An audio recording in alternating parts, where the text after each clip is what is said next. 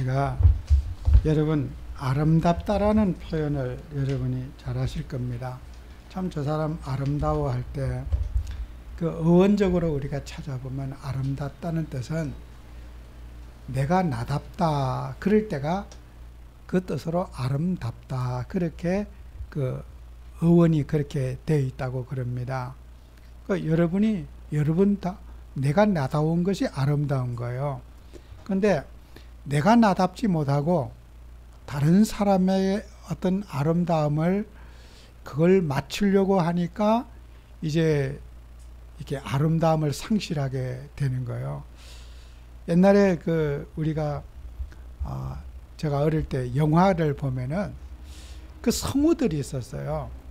그래서 연기자들은 연기만 하고 목소리를 넣지 않고 이제 연기한 내용을 가지고 성우들이 그 목소리를 꾸며서 이렇게 다시 목소리를 집어넣어요. 근데 이제 그 한 사람의 성우가 여러 사람의 목소리를 흉내를 내고 이제 연기를 해서 영화를 만들어서 이제 어릴 때 초등학교 때도 그런 성우의 목소리를 듣고 이제 이렇게 자랐어요. 그래서 우리가 우리 시대 사람들은 그 목소리를 흉내내는 걸 좋아해요. 그 이제 나이가 든 세대들은 자기 목소리에 대한 자신감을 별로 이렇게 결여돼 있고 타인의 목소리를 부러워하고 저런 목소리가 돼야 된다고 하는 자기 목소리에 대한 컴플렉스를 가진 사람들은 많이 있어요. 그게 정말 우리가 여러분이 뭐 지금 돌아가시면 앙드레 김 같은 분들 그 TV에 나와서 얘기하면은 굉장히 목소리가 부자연스러워요. 그죠?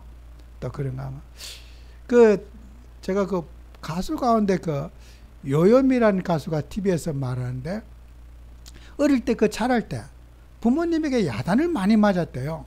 왜 코맹맹이 소리 하느냐. 그 야단을 맞고 목소리에 대한 컴플렉스가 어렸었대요. 근데 그가 가수가 되고 지금 뭐 탤런트가 돼가지고 인기를 많이 얻고 있어요. 그 특이한 목소리가 사람들에게 굉장히 매력적이란 말이에요. 그죠? 여러분이 하나님이라 하는 우리는 여러분의 목소리를 하나님이 주셨어요. 여러분으로서 아름다워요. 근데 여러분이 누구처럼 되는 거는 아름다움을 잃어버리게 되는 거예요. 여러분이 여러분다울 때 그게 아름다운 거예요. 하나님이 여러분을 만드셨어요. 근데 내가 인위적으로 하나님이 만든 것을 너무 바꾸려고 꾸미려고 목소리도 너무 징그럽게 막 이렇게 어느 서울에는 어느 장로님 저한테 질문하더라고요. 왜 저 목사님은 말을 할 때 사회를 왜 막 이렇게 빼느냐고 그러면서 있습니까? 이렇게 하냐고. 그냥 있습니까? 그럼 왜 말을 길게 빼냐? 듣기 싫어 죽겠다고 저한테 좀 얘기 좀 해달라고 부탁하더라고요. 그냥 자기 목소리대로 하면 좋은데 있습니까? 이렇게 쫙 빼는 거예요. 서울에 임마누엘교회 황상배 목사라고 듣기 거슬려 죽겠다는 거예요. 사실 저도 듣기 싫고 거슬려요. 자기 목소리대로 하면 되는데 왜 말투를 저렇게 길게 빼면서 이렇게 할까? 여러분 자신을 찾으시기 바라요. 나의 하나님이신 매력이 있는데 그 하나님이신 매력을 타인에게다 맞춰서 그 타인을 따라가다 보면은 우리 자신의 정체성을 잃어버리게 되는 거예요. 여러분으로 충분하고 여러분은 매력적인 사람인 거예요. 근데 내가 매력적인 사람인 것을 모르고 타인의 매력을 내가 쫓아가다 보면은 그게 이제 진짜 매력이 다 망가지게 되는 거예요. 꼭 우리는 나의 매력을 찾아내시기 바라요. 하나님이 나에게 주신 기능, 여러분의 성품, 목소리 모든 게 주님이 만드셨어요. 한 가지 더 예를 들면은 여러분 우리가 꽃이 이렇게 들에 김소월 시인이라고 옛날에 시인이 있는데요. 그분이 이런 이제 그 유명한 그런 시가 있어요. 진달래꽃이라고 연변의 약산 진달래꽃 따다가 아름 따라 가시는 골에 넣고 절여밟고 가시옵소서 한다. 저는 그 학교 다닐 때 그 연변의 약산 진달래꽃 그 하면은 항상 어릴 때 그 산천에 초목에 막 봄에 되면은 산에 진달래꽃이 얼마나 많이 피고 어우러져 있는지 그 아름다운 그 꽃을 그 시를 보면 연상이 떠오르고 어릴 때 그 놀던 생각들이 항상 머릿속에 떠올랐어요. 근데 항상 질문이 있어요. 그 진달래꽃을 아름 따다가 땅바닥에 펼쳐놓으면 절여밟고 가시옵소서. 참 그 시인은 진달래꽃의 아름다움을 모르는구나. 김소월이는. 제가 그 질문을 그 학교 다닐 때 늘 그 글을 보면 생각이 나는 거예요. 제가 이거 야생화 여러분요, 어우러지는 꽃들요, 얼마나 산천에 멀리 보면 아름답고 정말 아름다운지 몰라요. 뭔가 심장이 벌떡벌떡 뛰면서 아주 기분이 좋아요. 그런데요, 그 꽃을 꺾다가 집에다 가져오면은 그 예쁜 매력이 싹 없어져요. 그 어우러졌을 때 있는 그 꽃의 아름다움, 덜국화, 들에 조그만 꽃들이 하얗게 펴 있으면요, 얼마나 예쁜지 몰라요. 근데 그 예쁜 꽃을 꺾어 와서 아무리 꽃병에다 꾸며놔도 그 아름다움은 없어져요. 하나님이 최고의 아름다운 작품을 있어야 할 곳에 있게 하고 탁 하나님이 아름다운 동산을 꾸며놨는데 인간의 손으로 그 아름다움을 만들겠다고 꺾어와서 꽂아놓으면요, 모양이 어떻게 해요? 추해지는 거예요. 어떤 꽃꽂이를 잘 하시는 분도 자연에 있는 그 아름다움을 연출할 수는 없는 거예요. 원래 있어야 될 그 자리에 꽃이 있을 때 제일 아름답게 전체가 어우러져서 좋아 있는 모습을 보이는 거예요. 인위적으로 만든 그 꽃은, 꽃병에 있는 꽃은 아름답지 않아요. 저는 그 매력을 느껴본 적은 없어요. 덜에 허드랗게 펴있는 그 야생의 꽃들이 어쩌면 저렇게 이쁠까? 조화가 맞을까? 하나님보다 아름다움을 잘 만드시는 분은 없어요. 사람의 손으로 아무리 꾸미고 만들어도 주님이 만든 그 아름다운 환경을 조성하는 우리 주님의 솜씨보다는 명암도 못 내밀어요. 여러분, 우리 주님이 만든 창조의 걸작품이고, 인간이 어떤 손을 대도 꿈에도 주님이 만드신 그 솜씨보다 우리가 아름답게 보일 수가 없는 거예요.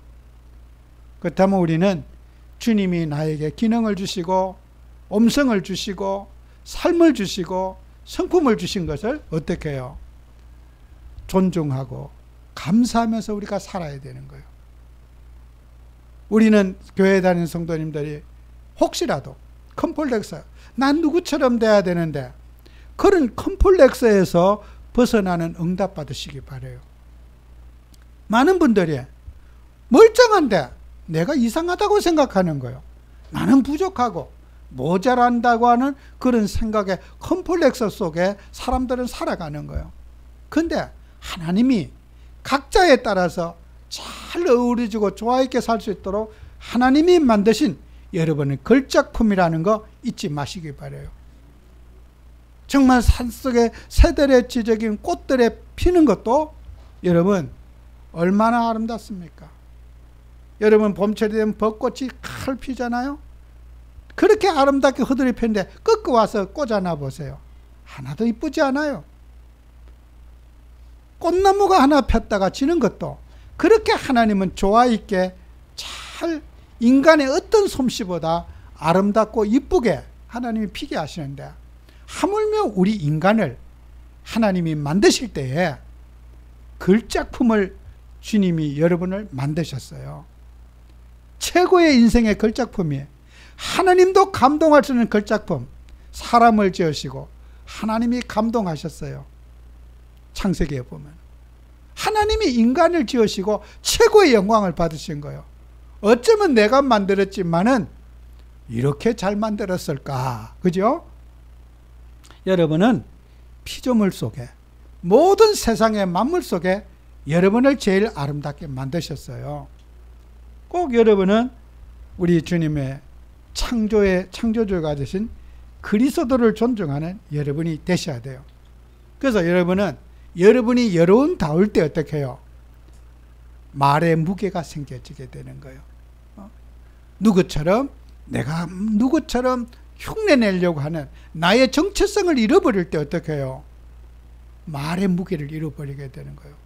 하나님이 주신 그 음성, 하나님이 주신 그 재능대로 우리가 쓰임받으면 되는데, 누구를 흉내낼 때 우리는 가벼워지게 되는 거예요. 그래서 고린도전서 13장 1절 3절에 보면은, 너희가 사람의 방과 천사의 말을 할지라도 사랑이 없으면 소리나는 구리와 울리는 꽹과리가 되고, 내가 예언하는 능력이 있어도 모든 비밀과 지식을 알고 또 산을 옮길 만한 모든 믿음이 있을지라도 사랑이 없으면 내가 아무것도 아니고, 하나님이 여러분을 만드신 정말 그 창조주를 기억하지 못하고 우리가 살아간다면 어떻게 해요? 다 꽹과리, 가치 없는 가벼운 그런 사람이 된다는 거예요. 그래서 우리는, 여러분이 오스트리아라고 하는 나라에 프로이드라고 하는 심리학자가 있었어요. 그 오스트리아라는 나라의 프로이드라는 심리학자는 정신분석학의 창시자라고 하는 분만큼 아주 심리학의 그런 교부와 같은 그런 사람이 프로이드라는 사람이에요. 그 사람이 이런 말을 했어요. 자기 자신에게 부도쳐는 모든 고난 책임은 회피하는 것을 정신질환이다. 이렇게. 어떤 일든지 내가 그 책임을 회피하려고 하는 거. 우리가 내 정체성을 잃어버리고 타인에게 원망하거나 타인의 탓을 돌리고 사회 탓을 국가 탓 이런 게 돌리는 거, 그게 정신병이라고 하는 거예요. 프로이드가 한 말이에요. 여러분, 우리는 우리의 인생의 정체성을 찾고 나만의 행복을 찾고 나만의 기도를 찾고 나의 그리스도를 찾는 그런 믿음을 가질 때, 여러분은 이 세상의 거대한 타인의 논리에서 휘둘리는 이 세상 속에서 우리는 세상을 살릴 수 있는 그런 구심점을 갖게 되는 거예요. 여러분을 회복하셔야 돼요. 나의 기도를 회복하고 나의 인생의 정말 일들을 주님의 말씀을 붙잡고 회복해서 이 거대한 정신질환 속에 살아가는 사람들을 살려내는 응답받아야 돼요. 사람이 어디로 사는지도 모르고 목표가 뭔 줄도 모르고 왜 사는지도 모르고 그냥 물결 치는 대로 사람이 유행 따라서 흘러가는 이 세상 속에 여러분은 복음 가지고 나의 정체성을 찾는 그런 응답받는 우리가 돼야 됩니다. 울리는 꽹과리. 그래. 여러분, 우리는 주님을 사랑하는 그 그리스도를 사랑하는 그 믿음이 없이는 다 울리는 꽹과리, 시끄러운 소름이 된다는 거예요. 그리고 우리 몸을 다 내어주고 구제하고 불살하게 되어줄지라도 사랑이 없으면, 여러분, 세상이 어떤 헌신하고 수고하는 것 많잖아요. 어떻게 보면 그거는 사랑을 포장한 행동이라고 볼 수가 있어요. 하여튼 이번에 수해가 졌는데 기부금을 회사들이 냈어요. 뉴스에 나오더라고요. 그러면은 와, 저 기업이 수해 졌는데 기부금을 냈구나. 그렇게 들려집니까? 체면 차려하려고. 우리 기업의 이미지를 내세우기 위해서 우리가 삼성그룹이 얼마 했습니다. 뉴스에 나와요. 그 체면 때문에. 사랑으로 한 겁니까? 체면에 이제 한 거잖아요. 우리가 정말 이 땅의 모든 사람들이 체면 치레로 하는 것이 아니라 영혼을 사랑하고 주님을 사랑하는 그 마음으로 우리가 할 때, 그게 주님이 받으시는 사랑이 아니겠어요? 여러분은, 우리가 하나님 믿는 저와 여러분에게 우리가 헌신하는 것도, 또 자기 만족감과 자기 성취감 때문에 헌신하는 것들이 너무나 많아요. 교회 안에는 그렇습니다. 그래서 사도행전 6장 7절에서 1절에서 6장 1절 7절에 보면은 제자가 많아졌는데 헬라파 유대인들이 자기들이 과부들이 매일 구제에 빠짐으로 히브리 사람을 원망하니 그랬어요. 여러분, 헬라어를 사용하는 유대인들이 있고 히브리 말을 사용하는 유대인들이 있었어요. 여러분이 전쟁통에요. 우리나라도 옛날에 일본이 우리나라를 침략했을 때, 이제 문화가 지배를 받으니까, 로마의 지배를 받으니까, 헬라어를 사용하는 2세들을 헬라어를 쓰는 유대인들이 있다. 부모는, 피는 유대인인데, 그러니까 이게 이렇게 자기 동족을 위해서 똑같은 하나님의 자녀들만은 내가 가까운 사람, 내가 어떻게 알고 있는 사람 먼저 구제해 주자. 이렇게 사람들은 그것 때문에 분쟁이 생기게 됐다는 거예요. 여러분, 우리가 하나님 믿는 우리에게 공적인 일을 할 때 사적인 마음이 개입될 수밖에 없는 우리 인간의 구조를 갖고 있어요. 누구라도 마찬가지예요. 손이 안으로 굽는다고 사람들은 내 가까운 사람에게 먼저 도와주고 이런 마음이 먼저 있는 거예요. 아무리 성령 충만 받은 초대교회 성도님들도 사적인 것과 공적인 것이 교차하고 갈등했단 말이에요. 그러니까 사도들이 생각했을 때 이 교회 안에 좋은 일 하면서 시험 들고 싸움하고 분쟁하는 것은 하나님 기뻐하지 않으니까 우리가 이 일을 누군가나 해야 되지만은 사적인과 공적인들을 성도들이 구별 못하고 자기가 정말 가까운 쪽으로 먼저 우리가 도와주고 이러려고 하는 그 마음 때문에 이제 교회 안에 분란이 생기니까 말씀과 기도에 전무하면서 복음 전가하는 우리 일꾼들을 세우자. 그래서 초대교회 7 집사님을 세웠어요. 여러분이 주님의 일을 하면서 우리가 이 어떤 공적인 일에 사심을 제거하기가 쉬운 것은 아니에요. 제가 오래전에 총회를 이렇게 하는데 큰 행사를 하는데 이제 그 앞에 있는 이제 무대 출연자들, 피아노 반주자, 또 뭐 어떤 특송하는 사람 이런 거 이제 순서를 제가 짜야 되기 때문에 그 사람들을 이제 제가 짤 수 있는 권한이 있잖아요. 그러니까 이제 그 순서를 특송을 누구 시킬까, 반주자를 누구 시킬까 하는데 또 이제 그런데 순서에 맞으면은 막 수천 명 앞에 이렇게 특송하면 하면은 본인의 또 이름도 나오고 그의 부모님들은 얼마나 기뻐하겠어요. 야, 우리 자녀가 저 앞에 특송해서 어느 부모가 그걸 보고 기분 나빠할 사람이 어디 있겠어요. 야, 우리 자녀가 큰 저런 행사에 나가서 특송해서 뽐내고 우리 자녀가 저기에 반주자야.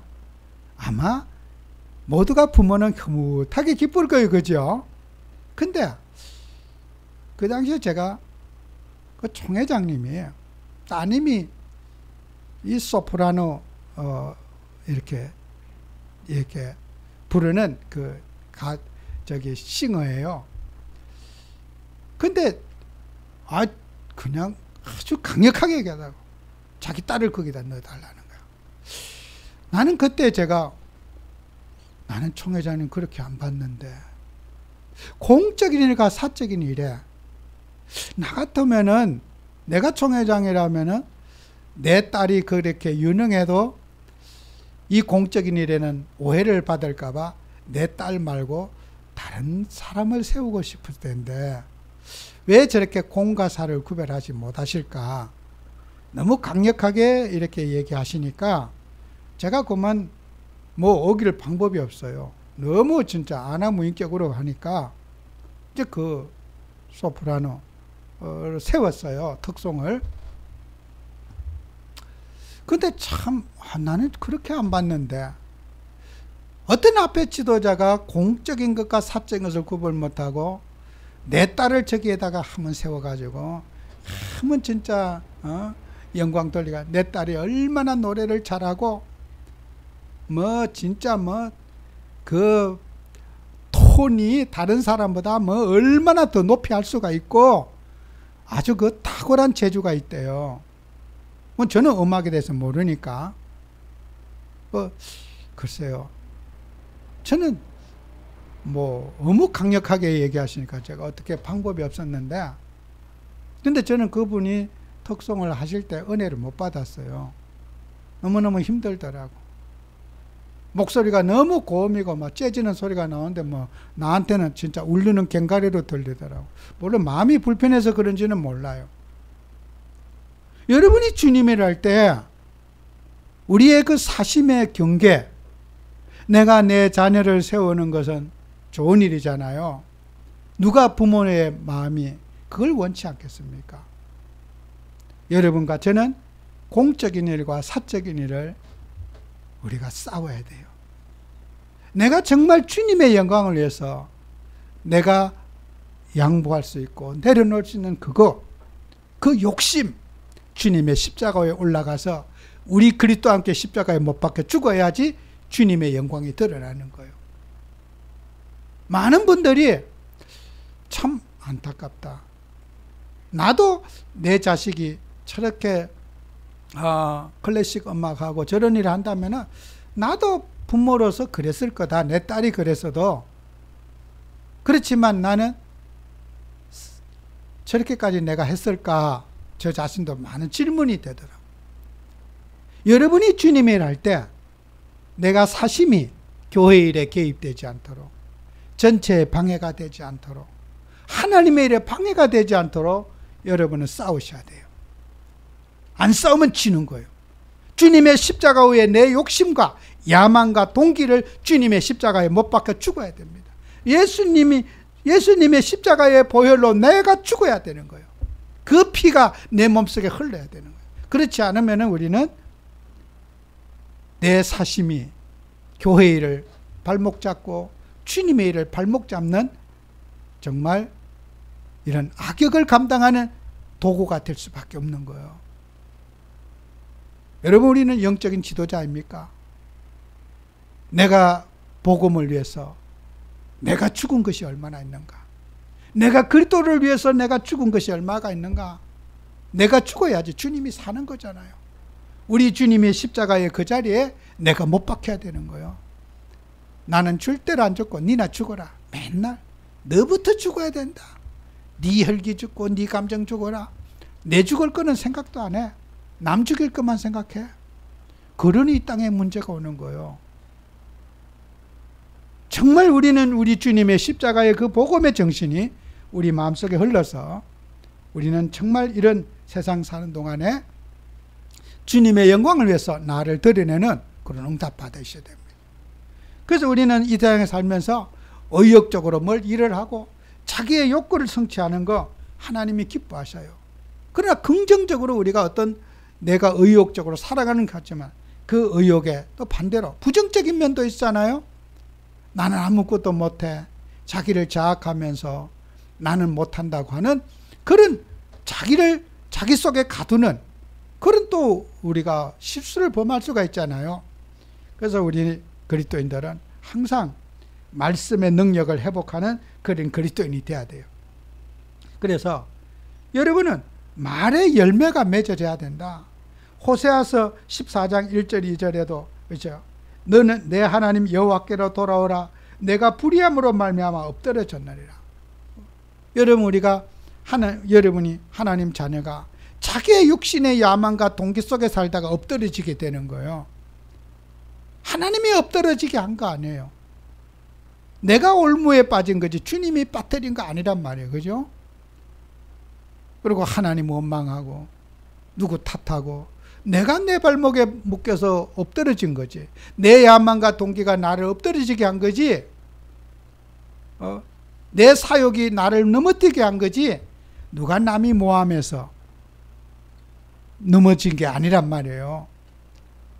정말 그 프로이드가 그 한 말이 저는 책을 통해서 봤지만은 정말 맞구나.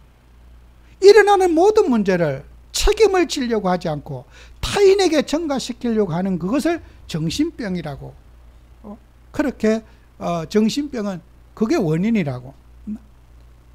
내가 하나님의 말씀을 따르지 못하고 하나님 말씀을 청종한 것이 그게 원인이고, 내가 넘어지게 된 원인이지. 하나님이 나를 못되게 하려고, 어려움 주려고, 나를 넘어뜨리게 하고 나를 힘들게 하는 그런 그리스도라는 거예요. 하나님은, 그리스도는 그런 분이 아닙니다. 우리를 사랑해서 예수님의 사람의 몸을 입고 이 땅에 오셔서 인간의 죄악을 사하시고 인간의 고통을 짊어지시고 인간을 살리기 오신 우리 예수님은 좋으신 하나님입니다. 사랑이 많으신 하나님이요, 우리 인간을 긍휼과 자비를 베푸시기를 원하신 하나님이지, 우리를 발목을 부러뜨리거나 상처를 주거나 어려움을 주려고 하는 그리스도가 아니시라는 걸 여러분이 아셔야 돼요. 하나님을 악한 영으로 여러분이 생각하시면 안 돼요. 거룩하신 성령이십니다. 우리의 존귀와 영광을 다 드려도 부족함이 없는 거예요. 우리가 하나님께 영광 돌려도. 그런 온전하신 우리 주 예수 그리스도를, 참 하나님을, 우리의 경외의 대상이신 그리스도를 우리는 망령되이 불러서는 안 되는 거예요. 나의 과실과 나의 허물을 주님 앞에 십자가에서 회개할 일이지, 예수님 탓해도 안 되고 교회 탓해도 안 되고 타인을 책임을 전가시키지 말라는 거예요. 그 자체가 문제의 근본 원인을 모르고 있다는 거예요.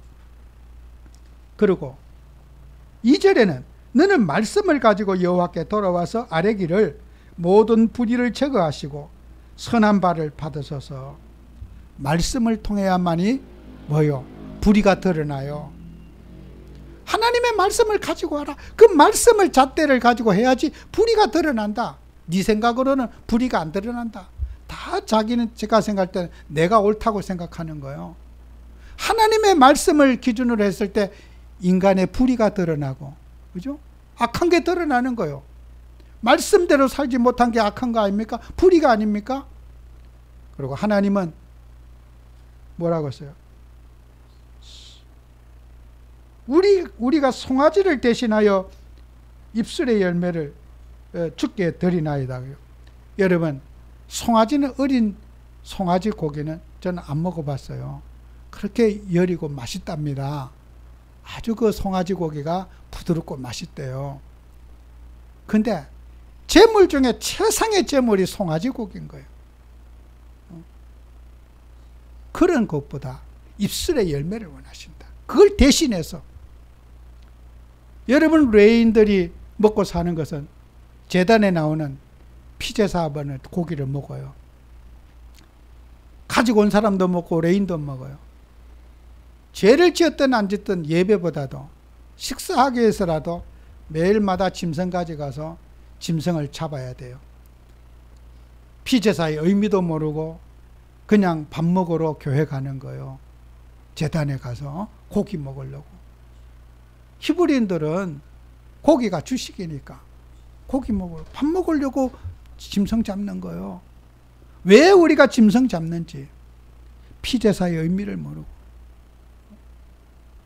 여러분과 저는 하나님이 우리가 드리는 제물보다 우리가 말씀 속에 들어와서 우리가 하나님의 그 말씀의 열매를 맺는 찬송의 삶을 살고, 우리는 기도의 삶을 살고 예배의 삶을 사는 거 하나님이 더 기뻐하신 줄로 믿습니다. 그래서 여러분과 저는 말씀을 통해서 치유를 받으셔야 돼요.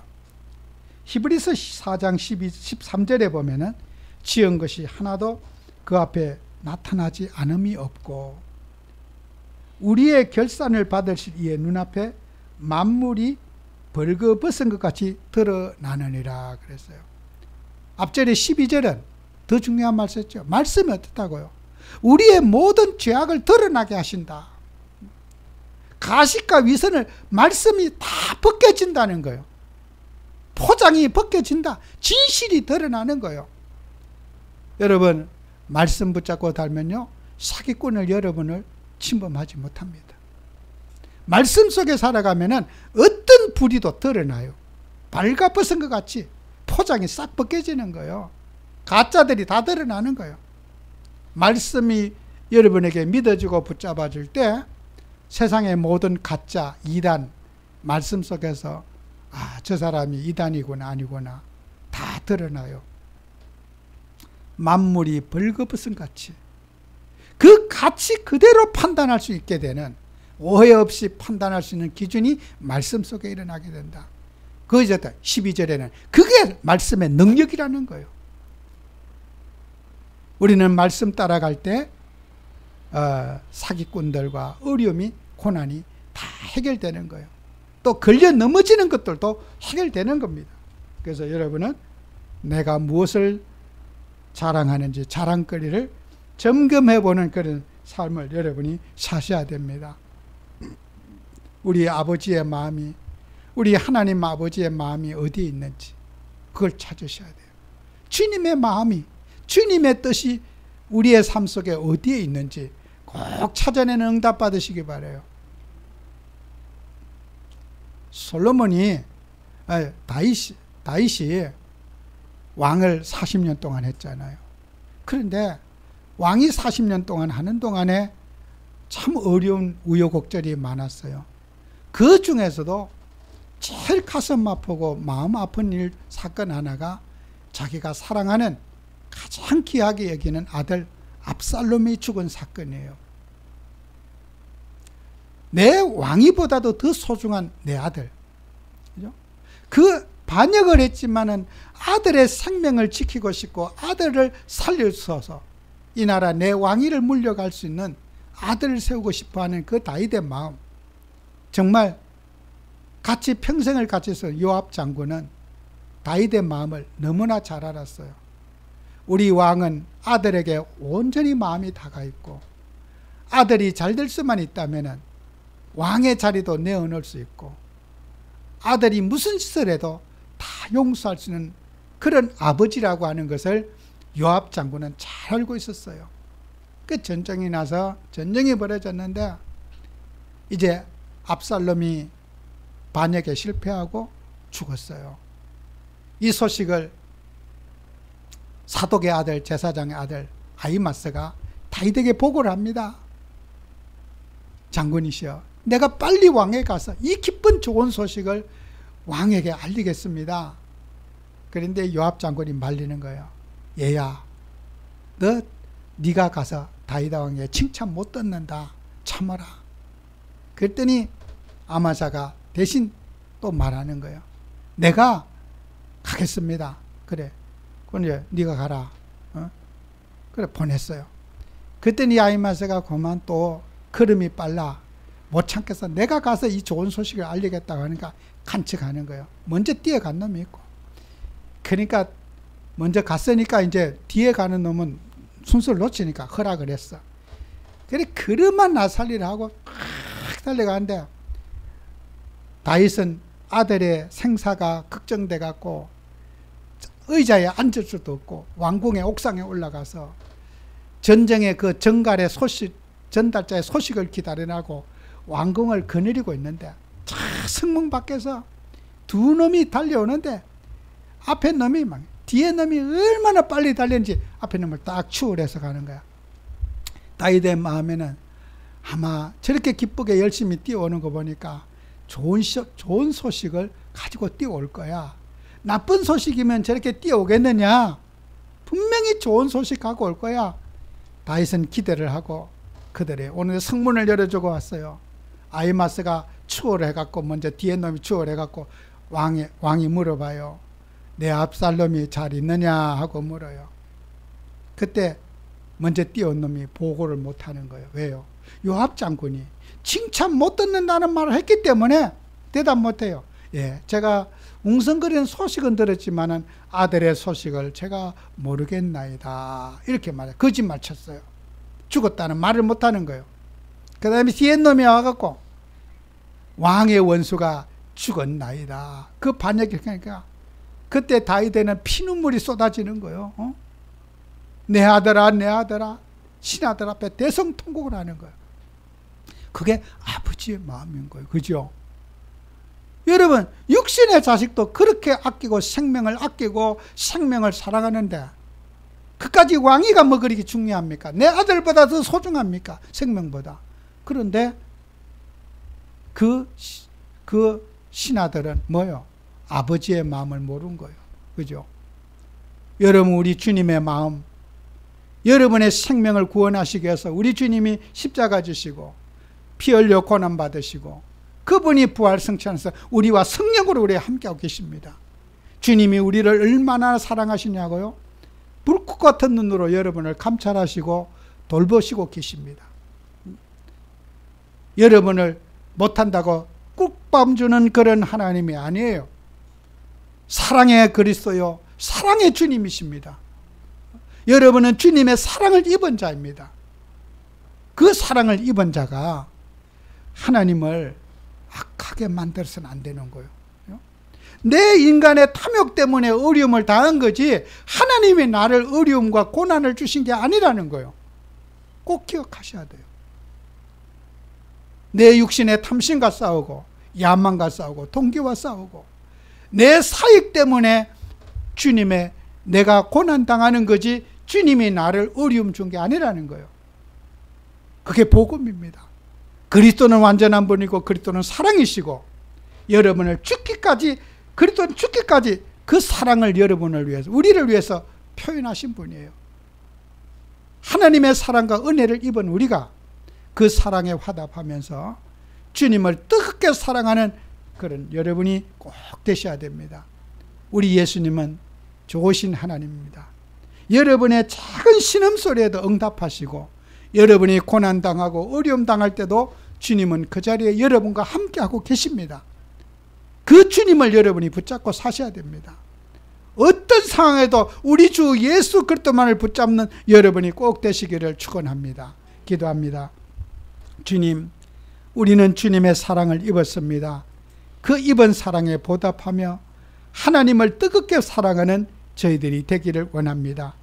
하나님과의 관계를 어렵게 만드는 우리의 탐심과 야망과 동기를 내려놓고 항상 우리 주님의 십자가를 생각하며 십자가에 우리의 야망을 정말 장사지는 바 될 수 있도록 축복해 주시옵소서. 예수님 이름으로 기도합니다. 아멘.